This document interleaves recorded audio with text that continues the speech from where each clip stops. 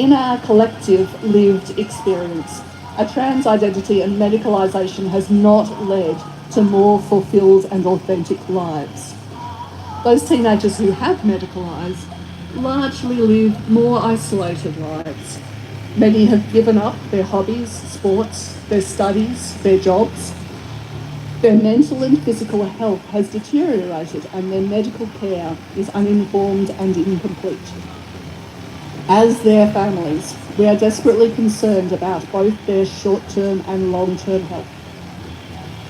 For those who have moved past a trans identity or have had little engagement with the professionalised gender industry, we see growth and personal development, new friendships, new challenges, and re-engagement with their families and interests. In our experience, ruminating on a trans identity is a psychological dead end. I talk about this subject with a lot of people, and a response I often get is, oh, but I have some trans friends, they're really happy being their authentic selves, your experiences are not normal. The experts know what they're doing.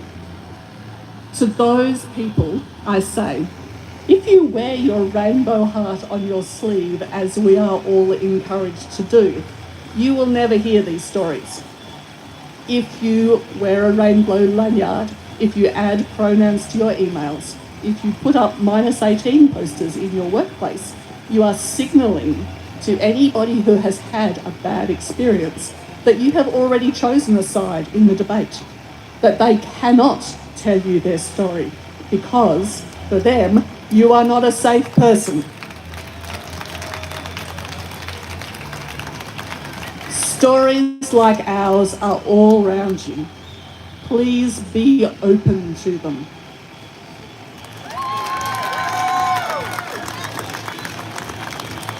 Thanks so much, Emma.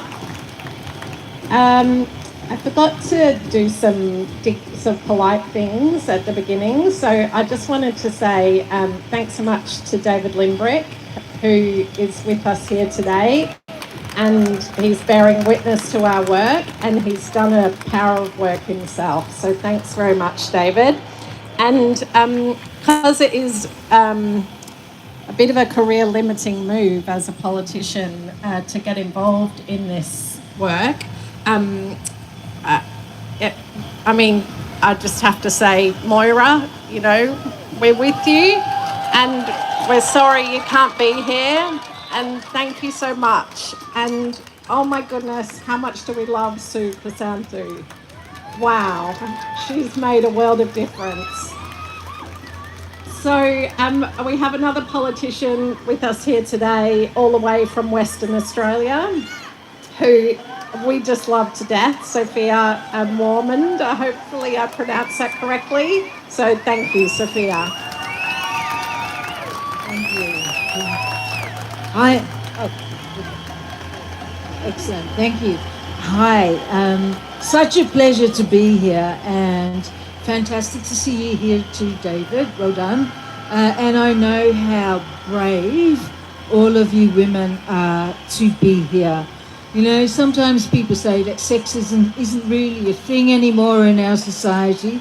We've got about, 100 police officers for maybe a similar amount of women to keep us safe, simply because we understand that biological sex is real and that the issues that we experience in society often relate to our biological sex. It is crazy that we need so many police officers, for which I'm very grateful that they are here, just so we can do a talk. It's nuts. Anyway, as stated earlier, speaking on behalf of women is a career-limiting move, as it has turned out. I hosted Kelly J. Keane in Perth about 2 years ago, and I have been bullied and cancelled ever since. So we've just had our election in Western Australia. I did run as an independent. Unfortunately, I didn't make it in, but that's okay. I'm going to go out in a blaze of glory nonetheless.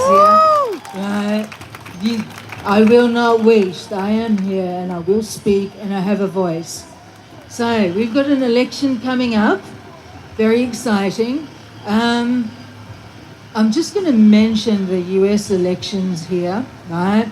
I'm not necessarily pro-Trump, but what a lot of politicians don't understand, that what happened in the US is that lifelong left-leaning feminists, lesbians, and gender-critical women voted for Trump because they understand that gender ideology is more harmful to women and children than the loss of abortion rights. Yeah, people don't get that. They go, oh, those Americans, they're crazy for voting for Trump. But that is one of the reasons that he got in. I'd say to the politicians here running for federal level government, need to be aware of that too. Women have a voice, right? We are seeing women starting to be braver, speak up more. We're seeing men joining in this fight as well. We're seeing more healthcare professionals coming on board too, psychologists, psychiatrists, pediatricians, because the gender affirmative care model harms. It doesn't fix anything. It is not indicated for anything. It is simply harmful. No one is born in the wrong body. So, in our election, who to vote for? Okay, some people say don't vote. Please do vote. You've got this little bit of power. Don't squander it by not voting. If you're going to vote above the line, do 1 to 6. Sorry.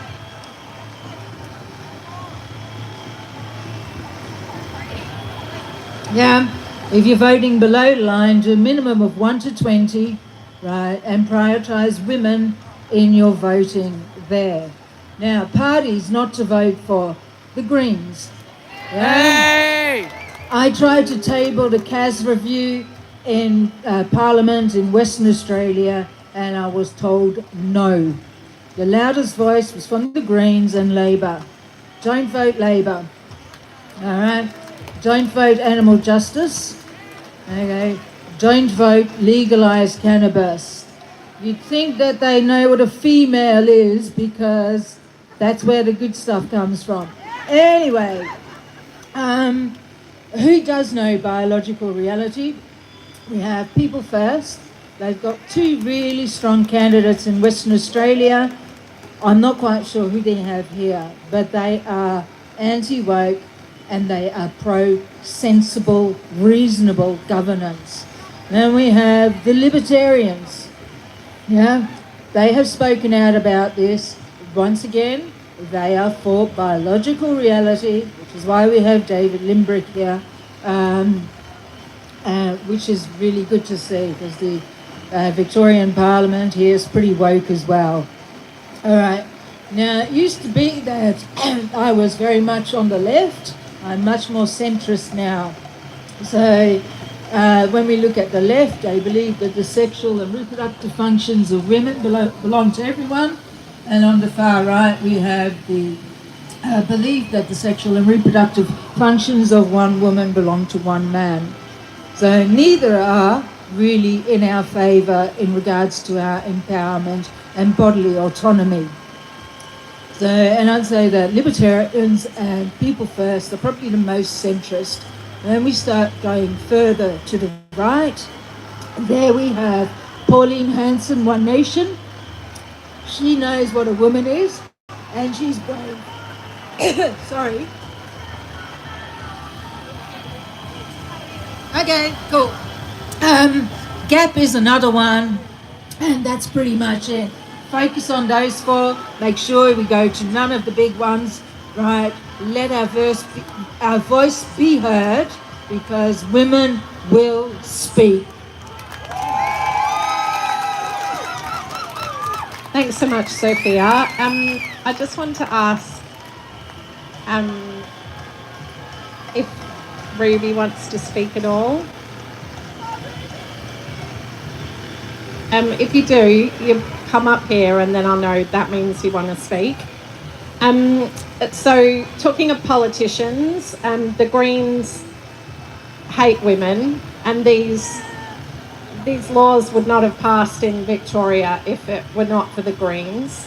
So and they've just behaved atrociously to a large number of women in the Greens who were holding up the Greens. And one of those, Helen Lewis, is here to speak to us today.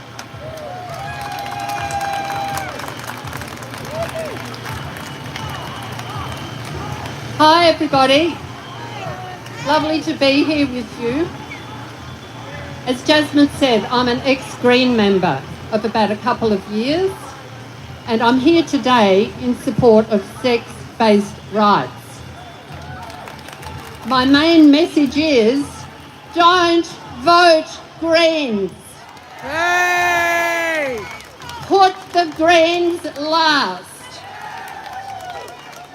There are no doubt many Green members opposite us here today amongst the trans right activists baying for our blood, trying to drown us out with their shouty male voices and other noisemakers.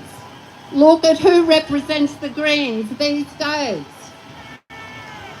Do not be fooled that the Greens care a toss about the environment. They only ever mention it at election time.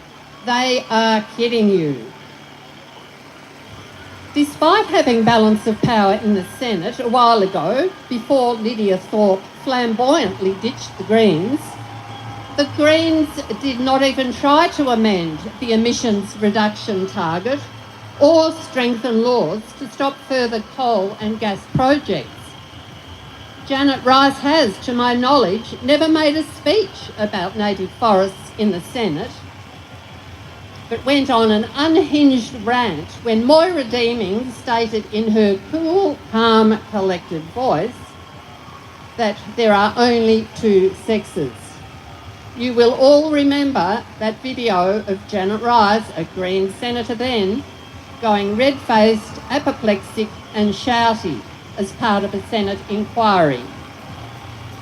The Greens have now almost fully purged the party of gender-critical people, those who've long held the view that women are defined by their biology, but defined by our biology, as has recently been clarified by the highest court in the UK.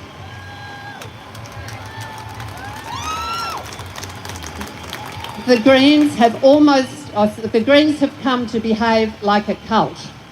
They assert total control over members and demand a fanatical adherence to gender ideology. Internal committees are now all controlled by queer and trans activists who spend their time hunting down perceived transphobes in the party. You may remember hearing at the Kelly J. Keane Let Women Speak rally just here 2 years ago about a Greens trans woman who received a misconduct finding from the Greens for promoting Nazism, pedophilia and incest. That person was Bianca Haven, a trans woman who was not expelled. He is still in the party, almost running things. He is credited with writing the misconduct clause that defines transphobia within the Victorian Greens. You can look this up. The Greens proudly display it online on their website. The extreme Greens, according to Bianca Haven's vaguely defined word salad, cannot, and I'll just list a few, vilify, discriminate against, intentionally misgender, or attempt to curtail the rights of trans people. They must not deny that non-binary genders exist. There's something about gender trumping sex, and so on, all 8 clauses. But finally, the 9th clause states, a member must not ask leading questions that cover for doing one of the above 8. In other words, transphobia is anything we say it is. Free speech is absent in the Greens. Who saw that coming? When the Vic Green State Council finally agreed to Bianca Haven's definitions and wording of the transphobia clause, Bianca tweeted, "I have finally won the war on women," thus outing himself as not a woman and showing that trans rights activists indeed see this as a war that they must win. I resigned from the Greens a week after attending that first Let Women Speak rally here. You'll remember Adam Bandt and other Greens referring to us as Nazi adjacent. Well, we've all seen how well that worked out in court for John Pesutto, former state opposition leader. Will he be bankrupted as a result? The Greens have never apologised. Instead, they went on to expel me just to make sure of my resignation. They drew up a long list of my tweets and retweets that they found objectionable. And I thank and honour the following people, many of you present today, for providing the insightful and funny tweets that so commanded the Greens' attention. Stasia Fry, Janet Fraser, Kate Pointer, Moira Deeming, Sal Grover, Angie Jones, Kelly J. Keane, and someone with the Twitter handle Greens Against No Debate. I love to reread these tweets that I've got into trouble for. They're just so excellent. One that I love is from Progressive Misogyny, Trans Logic, Australia has a Nazi problem, women are to blame. Trans Logic, women's rights are not under threat and we'll shut down any woman who says they are. And my favourite from Lewis Carroll, Through the Looking Glass, when I use a word, Humpty Dumpty said in a rather scornful tone, it means just what I choose it to mean, neither more nor less. And that's how those people down there have their discussions. One of my favourite Twitter cartoons that disturb the Greens so much shows 3 naked trans women standing around all alone in the women's showers, looking disappointed and saying, "This effing sucks," because no actual women shower there anymore. So remember, put the Greens last. Hey! Thanks so much, Helen. Now we have some other interstate visitors, so I must ask Janet Inglis from South Australia, who's a legend as well, to come and talk to us. Janet.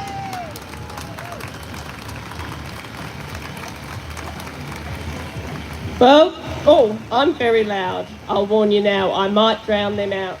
Nice, nice. And that is my one claim to fame. I am a loudmouth, and I will not shut up.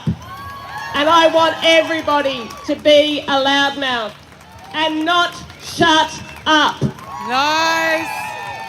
And I'll tell you what, you call a man, and the real man emerges, doesn't he? Yes. When a woman calls a man, look what can happen. Look at it. Or they'll stand and respectfully listen to women. It's not good enough.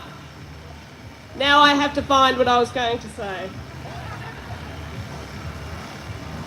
Now, what is the most important thing a woman in Australia needs to know about a man? Is he a woman? Seriously, we all need to know. If we don't want to be sued, booed, and totally screwed over by men, the safest thing to do is to ask him, are you a woman? Because Australian women have undergone a fundamental change since 2013.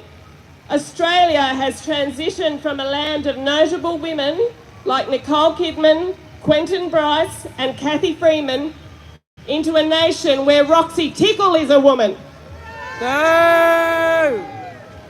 Our proud sporting nation has gone from cheering for Sally Pearson and the Australian Diamonds netball team to making international headlines for allowing 5 men to take to the field in a women's soccer tournament.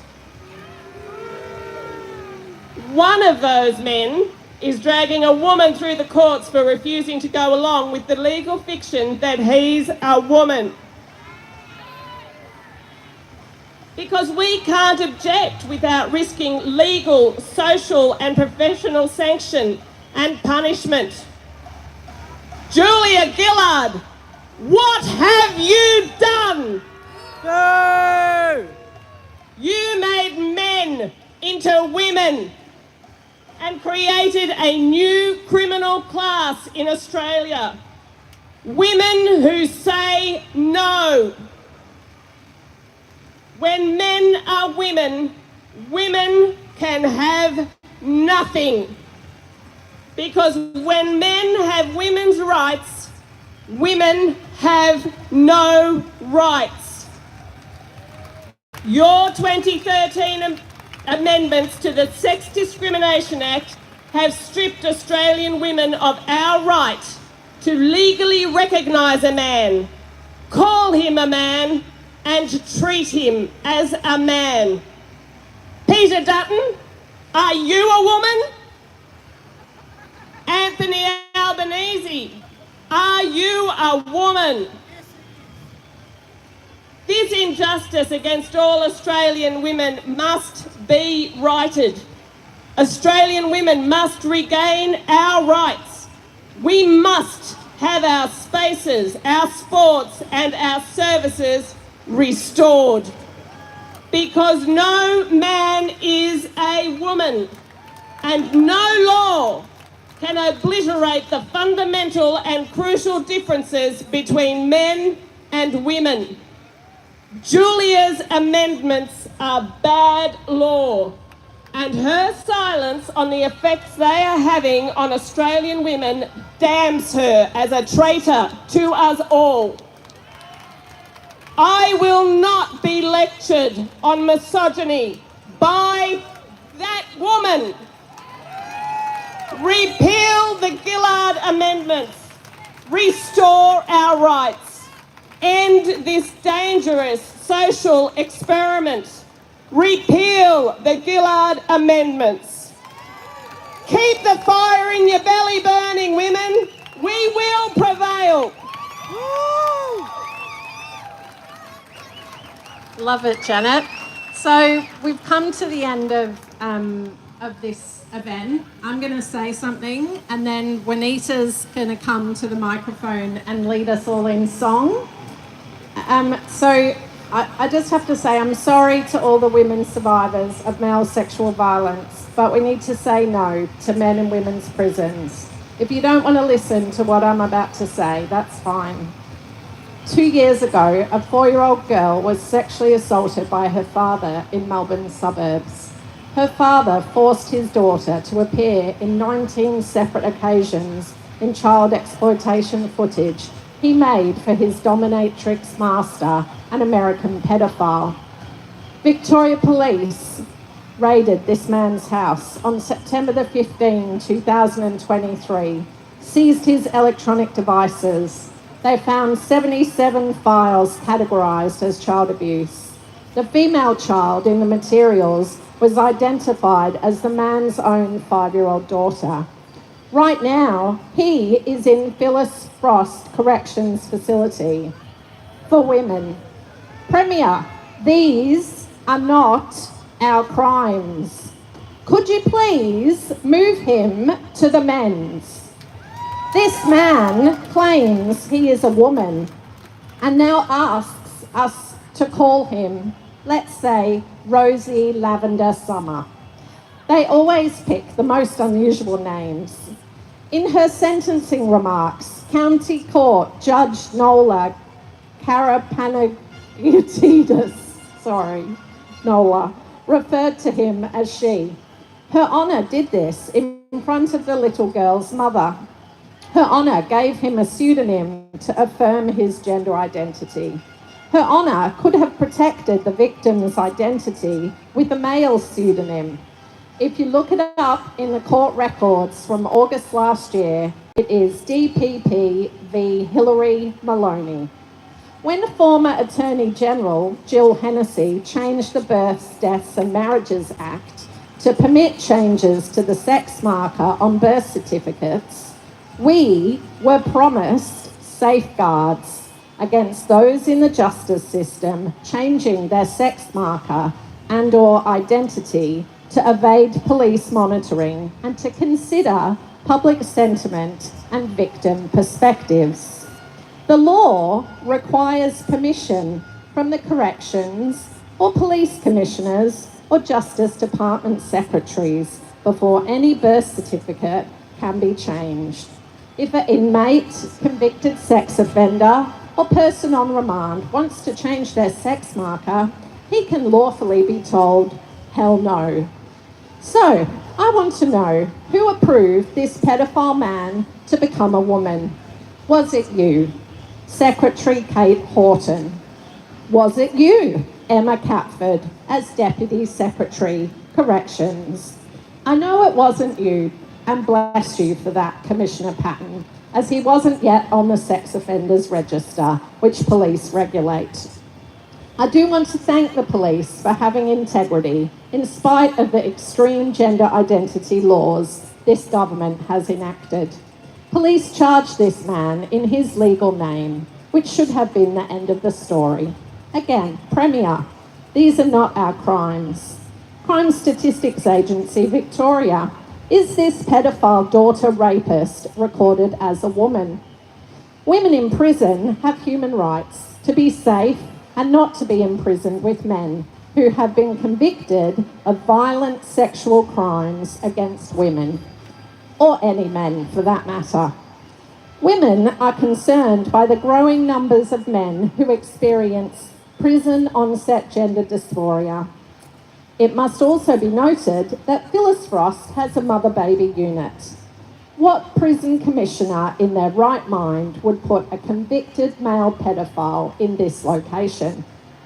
I can't understand why a succession of women attorney generals in this state, Jill Hennessy, Jacqueline Symes and Sonia Kilkenny, have presided over this travesty against locked up women.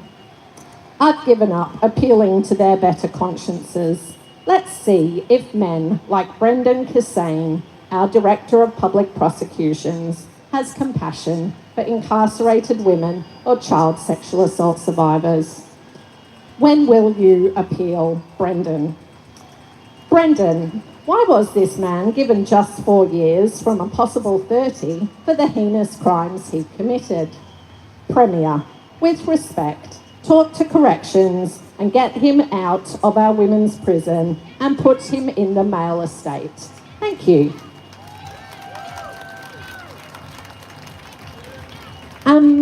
Juanita, we're going to sing the women's rights song that the women in Scotland have been singing. So it's to the Old Lang Syne music.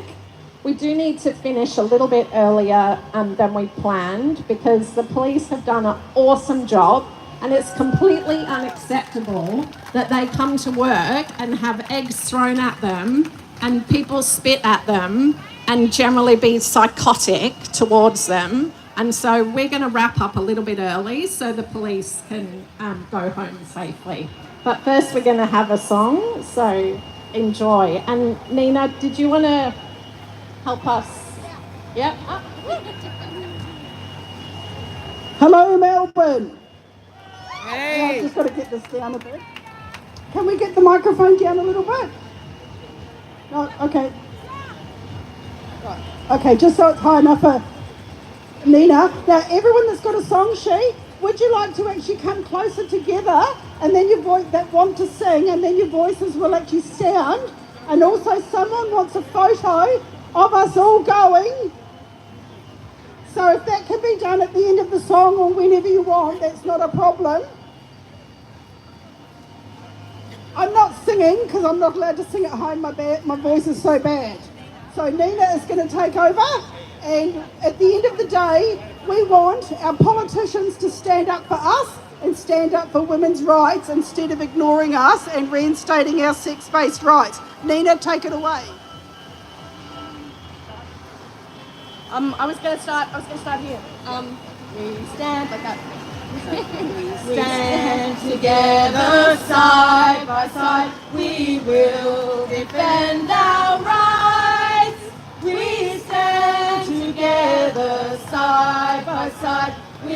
not give up this fight. For women's rights are human rights. We won't let you forget. For women's rights are human rights. This isn't over yet. Politicians and their friends may think we can be cowed. Our minds and bodies will defend. Our no will ring out loud. No! For women's rights are human rights. We won't let you forget. For women's rights are human rights. This isn't over yet. So here's a hand in sisterhood. Our sex won't be denied. For dignity, reality, we are standing side by side. For women's rights are human rights. We won't let you forget. For women's rights are human rights. This isn't over yet. Okay, everyone, the police are going to give us an escort to the left. So if the marshals could take your positions, and we're going to go that way.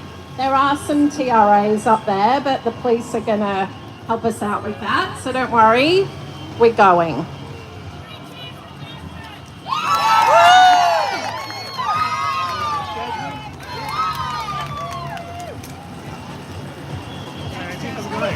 Sorry about the beginning of the feed. I don't know why I lost, but I videotaped them. I'm going to put them up later. I didn't talk myself, but I talk all the time anyway.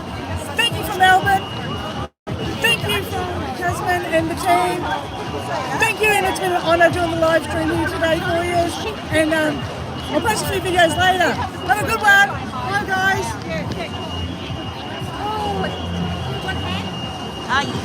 Pull down anything you can.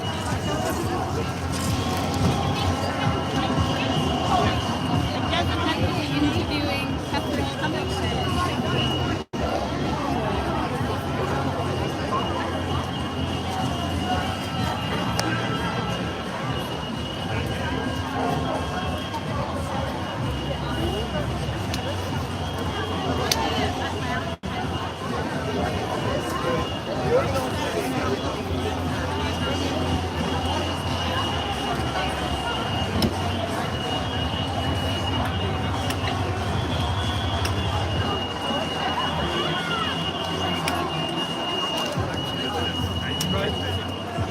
We've got to pull down. Bye, guys.